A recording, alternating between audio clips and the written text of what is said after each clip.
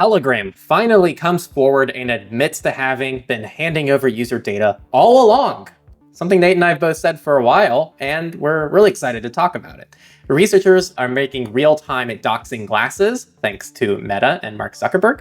PayPal's opting you out is opting you in into even more surveillance. Whew, I thought it was a good story for a sec. And more. Welcome to Surveillance Report, where we're dedicated to keeping you private and secure with the latest news in the past week. I'm Henry from Techlore. I'm Nathan from The New Oil. First and best way to support us is through Patreon. With Patreon, you get benefits in exchange for supporting this podcast on a recurring basis. And the way we're able to do this podcast, keep it growing. And we've been getting a lot more traction the last couple months. So if you're new, welcome aboard. And we just couldn't have done it without all the people who got us here. So if you want to join that group, you can join us on patreon.com/surveillancepod. You get VIP versions of these episodes without the promo segments. And we've been seeing some Monero tips recently. So thank you for that. And also there's XMR chat. So if you want to send us Monero and leave us a message and engage with our Q&A, that's a way to do that. Without further ado, the highlight story. Telegram has formally come forward themselves, primary source, and confirmed that it gave US user data to the cops. And it's actually more than that. So this year, Telegram has fulfilled more than a dozen law enforcement data requests from the US, potentially disclosing the IP address or phone number of more than 100 users, according to the social media platform. This is only a transparency report for the period of January 1st to pretty much last month, so September 30th. So this is a new report delivered by Telegram's transparency bot, which we tried last week and found nothing there. But now they've actually updated it to have data. And so they did fulfill requests from the United States of America for IP addresses and or phone numbers. Affected users were 108. Durav, the CEO, also published other data request figures on his own Telegram channel related to different countries. In Brazil, they disclosed data for 75 legal requests in just Q1, 63 in Q2, and 65 in Q3. That's a lot. In India, their largest market, they satisfied 2,461 legal requests. And that is only for Q1. Q2 is 2,151 and Q3 is 2,380. So that is well over 6,000, almost 7,000 requests in India alone just this year. Some of these requests do appear to have happened before the arrest of Telegram's CEO. I'm sure most of those did, actually, because a lot of these numbers are from Q1, Q2. Anyway, we've talked a lot about Telegram. I mean, a lot. This is going back for years now in this podcast. And from the beginning of time, we've been talking about the reasons we don't like Telegram. We don't like the fact they say they can't hand over any user data, despite the fact they literally can, because end-to-end encryption is not a default and there is no end-to-end encrypted group chats at all. We've talked about how there are actual stories, some of which we covered last week, where in 2022, it was proven that they handed over data to the Indian government. It was proven they did it in Germany. We had reputable news stories covering these incidents, and yet Telegram still came forward on their own site saying they didn't hand over data to user governments, and their transparency report was empty. So for me, I am just very validated by the fact that we've been talking about this for years. I also think that this is a good reminder that my issue with this, I really want to outline something minor here. I actually don't have an issue with Telegram complying with the law enforcement requests, because what we say all the time back here is for these organizations to exist, they have to exist within the law, or else they're just going to be removed, or they're just honeypots. So a reputable tool has to comply with law enforcement. That just has to happen. But they can be designed in a way where they can't hand over anything that's really sensitive. So the issue isn't that they complied with legal orders, it's the fact they lied about it for years, were never transparent with their users, manipulated their users into thinking that they were giving them privacy that they couldn't actually guarantee, and the fact that there's nothing that these users could have done or known about. And they've been trying to keep this under wraps for a long time, in the process attacking much more reputable tools that offer much better protections than they do, just for the purpose of selling their own product. My only note here is I actually don't think many people will switch from Telegram. And my reason for that is I actually think, for good reason, I think the number of people who still think Telegram was a secure end-to-end encrypted messenger is actually pretty small. I think most people using Telegram in this day and age are using it for like social media and big groups and everything like that. And I don't think that the number of people who thought this was like some amazing, secure, private, end-to-end encrypted messenger are now like, whoa, I guess this isn't. Let me move to something else. I just don't know how many people that is. But if there are any of those people, I do blame the blatant marketing and manipulation that Telegram's been pushing to its users for the last several years. That's all I got. Oh, I have so many thoughts. Y'all might just want to skip to the data breach section. Real quick, though, before, there is one objective thing I wanted to add. Previously, their privacy policy said that they will only hand over user data in cases involving terrorism, and they said that that's never happened before. I feel like that might be relevant to the story.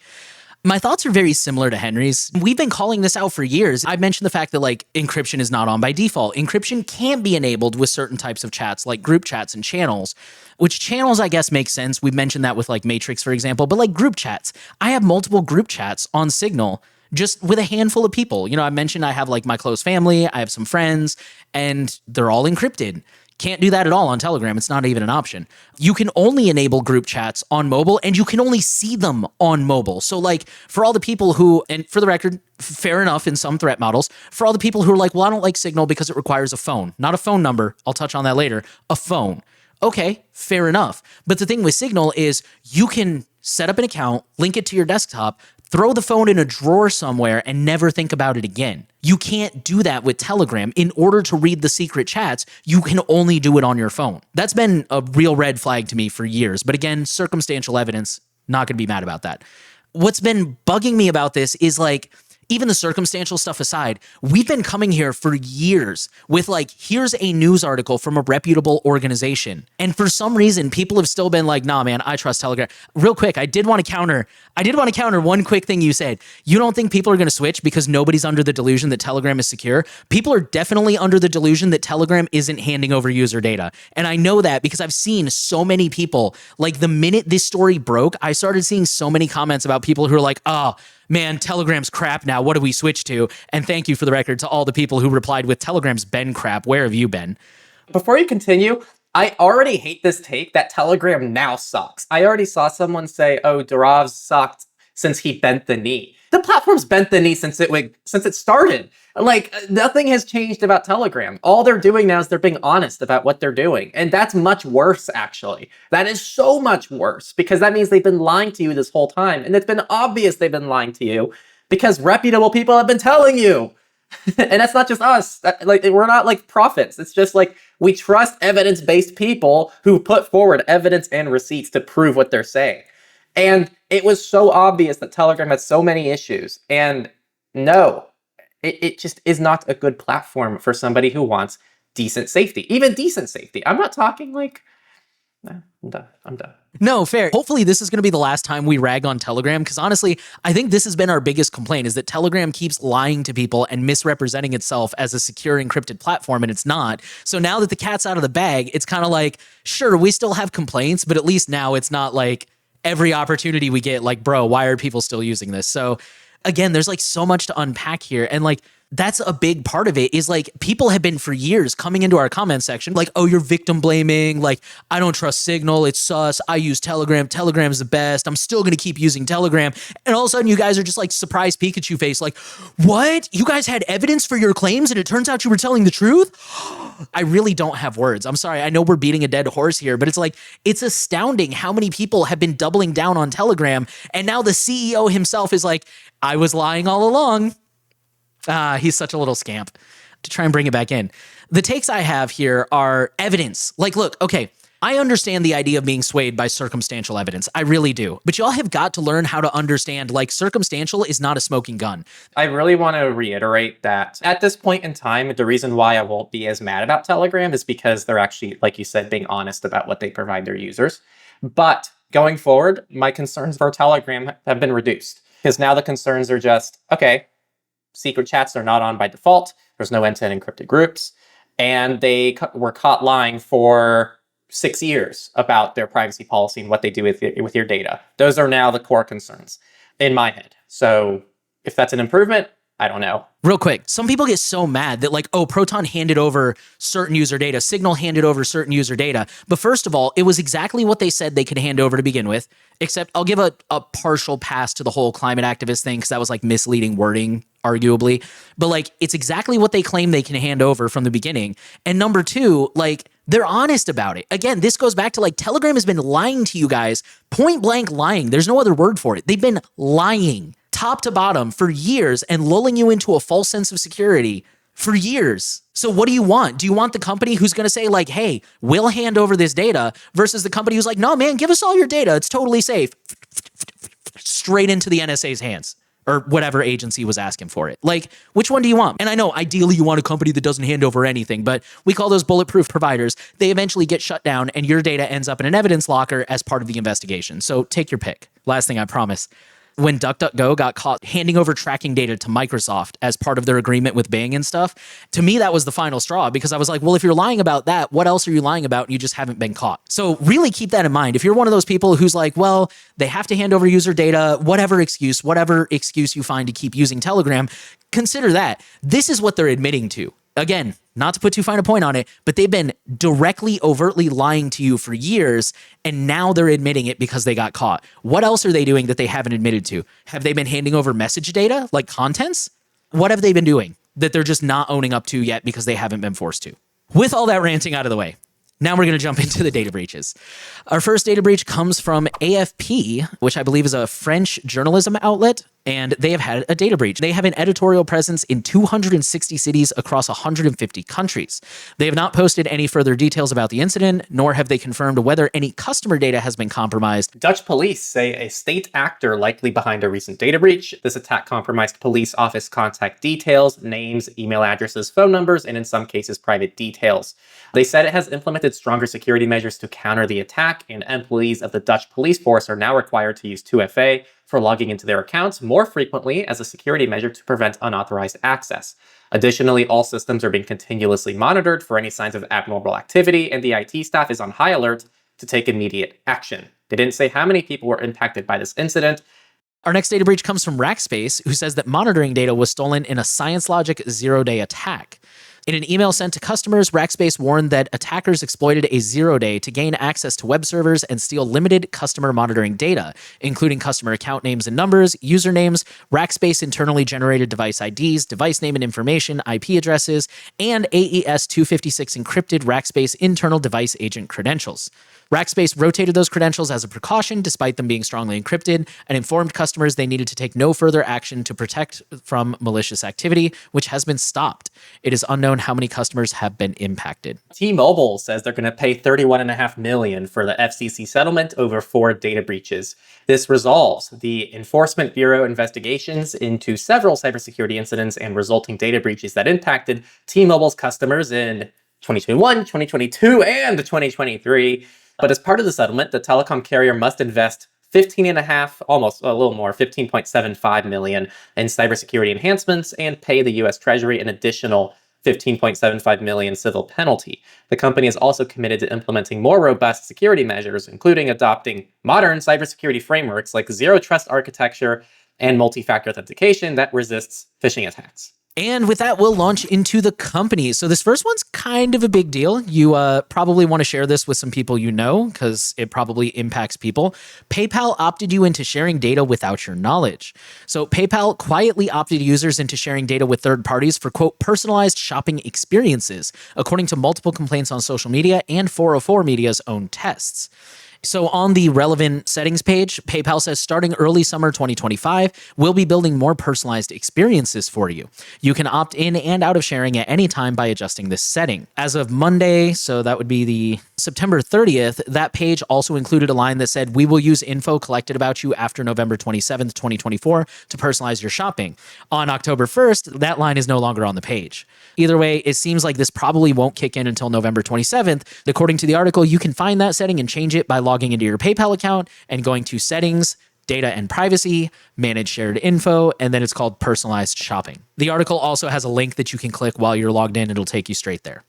The new privacy statement also says that personal information sent to partners and merchants or their service providers are, quote, subject to the partners and merchants' own privacy policies and procedures, and that PayPal is, quote, not responsible for the privacy or security practices of partners and merchants. The new statement also says that if you opt out of this data sharing, PayPal will continue disclosing personal information, quote, as necessary to complete transactions you initiate, unquote, but won't send personal information to partners and merchants for personalized shopping experiences. License plate readers are creating a US-wide database of more than just cars.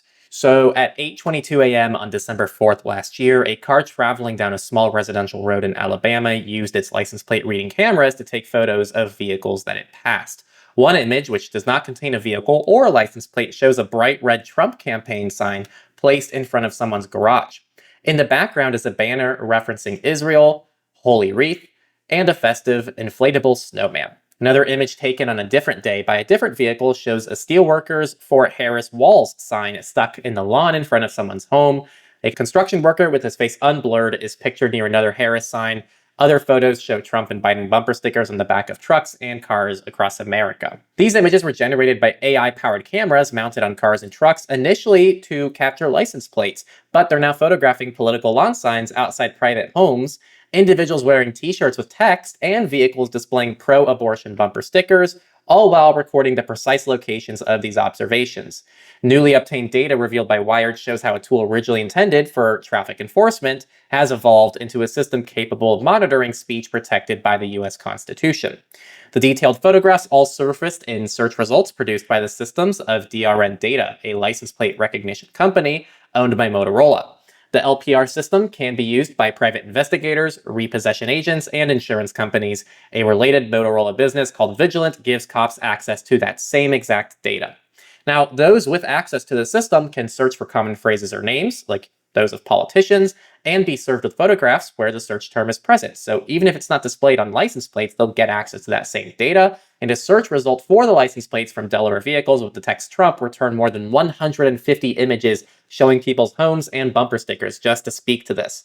Each result included dates, times, and exact locations of where the photograph was taken. Over more than a decade, they've actually amassed more than 15 billion vehicle sightings across the US.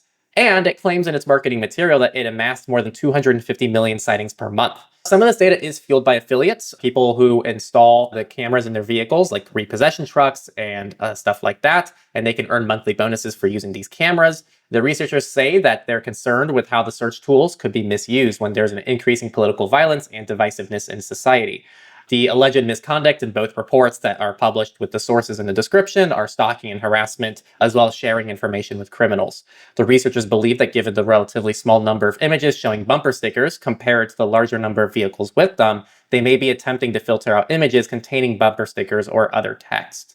Now, you might be wondering, have they said anything to respond to this? And they did. They said they comply with all applicable laws and regulations. So they allow authorized parties to access license plate information and associated vehicle information that's public and visible to all. Access is restricted to customers with certain permissible purposes under the law, and those in breach have their access revoked. And this is just kind of a broader issue because these kinds of systems have flourished in recent years as cameras have become smaller and machine learning algorithms have improved.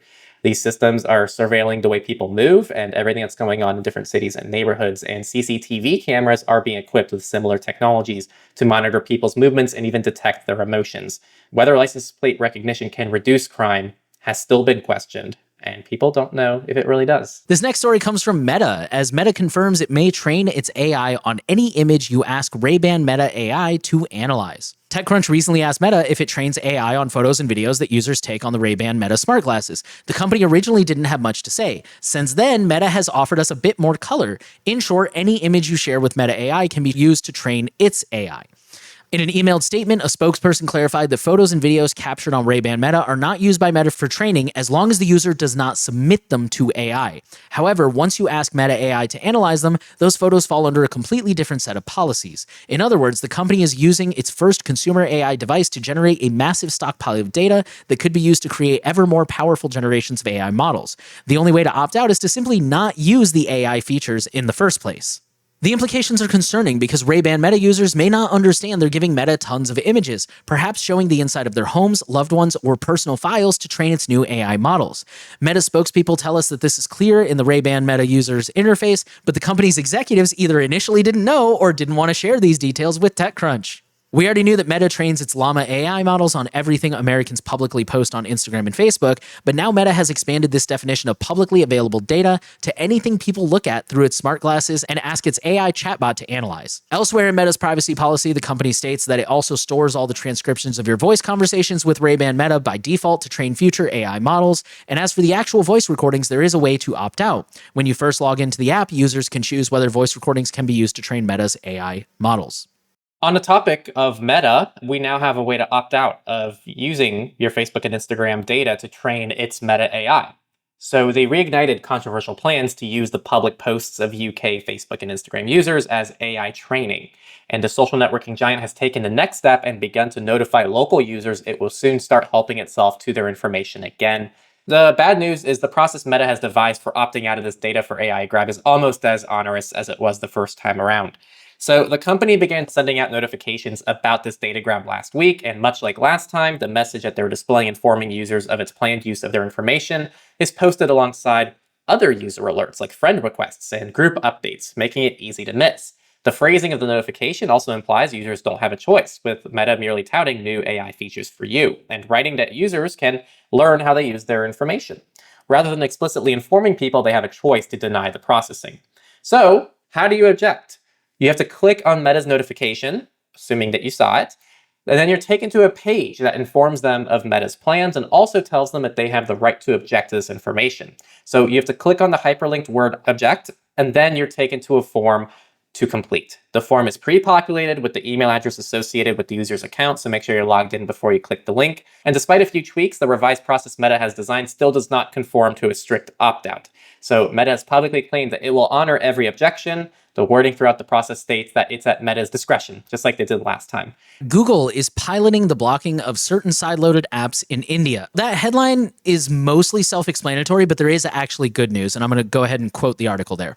To be clear, the pilot announced today during the India event will not sound the death knell for all side-loading in the country. Users will still be able to sideload offline apps, as well as use third-party app stores from what we understand. What Google will do is analyze and automatically block sideloading through the phone's web browser, any messaging app, and any file manager if the particular app install requests sensitive permissions, such as access to SMS, notifications, and accessibility features. So for those wondering why those features specifically, it's because these permissions often allow fraudsters to steal one-time passwords, financial credentials, and other sensitive data. Google said it's focusing on these particular scenarios because, based on its analysis of major fraud malware families that exploit sensitive permissions, over 95% of suspicious installations came from these sources. Facebook made a lot of rounds this week, and this is a pretty big story, so get locked and loaded for this. So, someone put facial recognition tech onto Meta's smart glasses to instantly dox strangers. These are some students from Harvard, and they built what big tech companies refuse to release publicly due to the overwhelming risks and danger involved. And these are smart glasses with facial recognition technology that automatically looks up someone's face and identifies them. And they went a step further because their customized glasses pull other information about their subjects from around the web, including their home address, phone number, and family members. The project is designed to raise awareness of what is possible with this technology, and the pair are not releasing their code, one of the creators told 404. They call the project Eye X-Ray, and it uses a pair of Meta's commercially available Ray-Ban smart glasses. In the demo, the pair say they were able to identify dozens of people without their knowledge, and in some cases, the data was not accurate and provided the wrong name. So it's not perfect, but the motivation was mainly because they thought it was interesting and it was cool. And when the pair started to show their project to others, a lot of people reacted that, oh, this is really cool. We can use this for networking. I can use this to play pranks on my friends and make funny videos. They also mentioned the potential for stalking. The researcher gave the example of some dude could just find some girl's home address on the train and just follow them home. Although the researchers haven't released the code for their project, they have demonstrated in a public setting that it is absolutely possible for someone to use mostly off-the-shelf products and services to build a pair of glasses that automatically dox people. And in an accompanying Google Doc laying out the project, the pair say that Eye X-Ray uses PIM eyes to look at people's faces, which is a facial recognition service, unlike Clearview, which is available to everybody. It has been used by researchers to identify January 6th rioters and stalkers to unmask sex workers. In a demonstration to 404 Media, the system worked by automatically visiting the PimEyes website, uploading a photo like a human user would, then rapidly opening the results URLs. The test did not work on the author because they previously reported that PimEyes blocks lookups of their face, because you can actually request a block on this website. From there, they pretty much use this to scrape the information. They have a language learning model to infer the name, job, and other personal details. And they also use things like people searching websites for that kind of information. And it's all done automatically. And it includes a lot of personal information along the way. So when asked for comment, a Meta spokesperson wrote in an email that PinMy's facial recognition technology could be used with any camera, correct? In other words, this isn't something that only is possible because of Meta Ray-Bans. And if so, I think that's an important point to note in the piece. Of course, that ignores why the pair specifically chose to use Meta's Ray-Bans, because in passing, they look like just any other pair of glasses. The researchers said they decided on smart glasses when thinking of the creepiest way for a bad actor to use this string of different technologies, and the Meta spokesperson declined to comment further, but pointed to Meta's terms of service for Facebook View, which is the accompanying app for the glasses, which say that you have to use it in a safe, lawful, and respectful manner. And they do include a light that is designed to turn on when the device is filming, indicating to other people that they might be recorded. PimEyes told 404 Media in an email that we must state that the details provided are quite surprising. Our systems find websites that publish similar images, but is not designed to identify individuals either directly or indirectly. The only information our users receive is a list of sources where images with a high similarity rate to the search material are found. This next one is just a classic research story for the most part. It says systems used by courts and governments across the US riddled with vulnerabilities.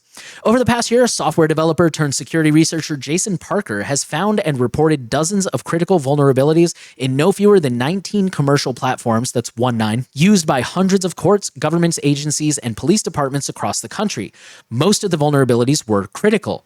And then it gives a few examples. So one flaw he uncovered in the voter registration cancellation portal for the state of Georgia allowed anyone visiting it to cancel the registration of any voter in the state when the visitor knew the name, birthday, and county of residence. In another case, document management systems used in local courthouses across the country contained multiple flaws that allowed unauthorized people to access sensitive filings, such as psychiatric evaluations that were under seal. And in one case, unauthorized people could assign themselves privileges that are supposed to be available only to clerks of the court, and from there create, delete, or modify filings. The article says it's hard to overstate the critical role these systems play in the administration of justice, voting rights, and other integral government functions. The number of vulnerabilities, mostly stemming from weak permission controls, poor validation of user inputs, and faulty authentication processes, demonstrate a lack of due care in ensuring the trustworthiness of systems millions of citizens rely on every day. The good news is there is no indication that any of these vulnerabilities were actively exploited. Parker says he began examining the systems last year as a software developer purely on a voluntary basis. He has also worked with the Electronic Frontier Foundation to contact the system vendors and other parties responsible for the platforms he has found vulnerable. Today, all the vulnerabilities have been fixed, in some cases only in the past month. More recently, Parker has taken a job as a security researcher focusing on such platforms. Even password manager subscribers reuse passwords. So Dashlane's downer of a report draws on saved login analyzed on device by Dashlane software across millions of individual and business accounts. And it finds that a high percentage of passwords were reused worldwide, and the US and Canada ranked the worst of every other region they tracked, with 48% of passwords in individual password vaults being reused. Another 15% rate is compromised, meaning those passwords have shown up in data breaches. The report did reveal that security scores and password reuse stats all improved across the board by a few points compared to 2023's numbers. The new report also reveals some interesting stats about security awareness in different industries, which Dashlane expanded on in an email. Software and tech had the highest average user security score and the lowest password reuse share, followed by information, media, and telecommunications. In both sectors, users had an unusually high number of saved credentials in their Dashlane apps. The worst sector was legal, even though users in that industry had relatively fewer saved accounts to manage. Politics. We only have one story this week, and the FCC is offering $200 million to protect schools and libraries from hackers. The Schools and Libraries Cybersecurity Pilot Program will be used to evaluate whether to fund this kind of program on a more permanent basis. So the funding will come through a pool of money called the Universal Services Fund, which is made up of contributions from telecommunications companies. Schools and libraries participating in the program will be able to reimburse things like advanced firewalls, identity protection and authentication services, malware protection, and VPNs. The pilot program will be available to schools and libraries eligible for the FCC's E-rate program. The FCC says it expects to open the application process this fall and plans to select a mix of schools in terms of size and rural versus urban. The agency says it will put an emphasis on funding projects from low-income and tribal applicants. Open source news. uBlock Origin Lite which is from the same developer as uBlock Origin, but they made a version that's compatible with Manifest v3, has ended Firefox Store support, and they have slammed Mozilla for a hostile review. I'm going to really simplify this because it's not that complicated, but pretty much they tried to publish an update to uBlock Origin Lite. Mozilla made a mistake with their auto flagging, and they had it removed from the App Store because they said that it violated policies that it didn't actually violate. It said it had machine generated code, which it didn't. And then the developer had to deal with them back and forth. And then the developer, once he got the account back after a few days, said, I'm just not going to list it on the store anymore.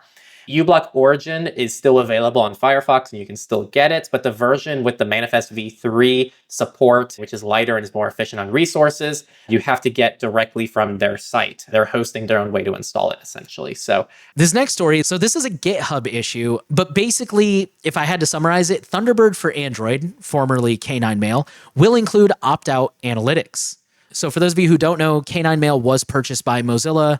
This issue that was opened specifically cites version 8.0.b1, so I think it's a beta.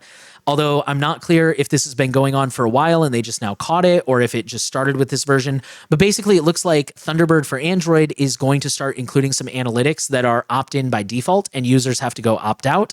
And of course, this person who opened this issue is like, hey, I don't think that's really cool. I think you guys should make this opted out by default.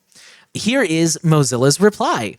Unfortunately, we cannot make this type of data collection opt-in because the limited data from voluntary reports wouldn't provide enough insights to make informed product decisions. Opt-in data would come from a small biased subset, leading to flawed conclusions. Knowing the Android ecosystem covers a vast range of hardware and form factors, we need to have a mechanism to make better decisions on how features are being used and have information in which environments users might be having trouble. And then they go on to say, in line with Mozilla's data practices, the default data collected contains no personal information. This helps us understand how features are used and where issues may occur, while minimizing data points and retaining only what's necessary. When we decide on new probes, we actively consider if we really need the information and if there are ways we could reduce the needed retention time or scope. While I can't offer an opt-in at this time, I understand your concerns and genuinely appreciate that you're thinking critically about privacy. You might also be interested in our recent talk about our need for privacy respecting telemetry, and then they link to a blog post. I'm going to wrap up the next two of them just because they're really short. So Tuda, exciting news from Tuda. They're introducing Tuda Calendar app. They're pretty much separating the calendar app that used to be in the Mail client into its own dedicated app. And Apple actually refused the release originally because they were asking for a password to delete the account, which I found to be really interesting. It has been fixed since then, and it is on the App Store at the time of recording this, so you can actually get it from iOS, the Play Store, and we likely think it'll be on F-Droid soon, given Tuda actually sticks to releasing things across all clients at the same time. On that topic, Proton has a new deal. So if you switch to Proton Pass, they'll pretty much pay for your remaining contract. You have to contact their support and give them the info, and then they'll manually let you in. So if you're somebody using something like Bitwarden or a different password manager, then switch to Proton Pass and they'll pay for your remaining contract.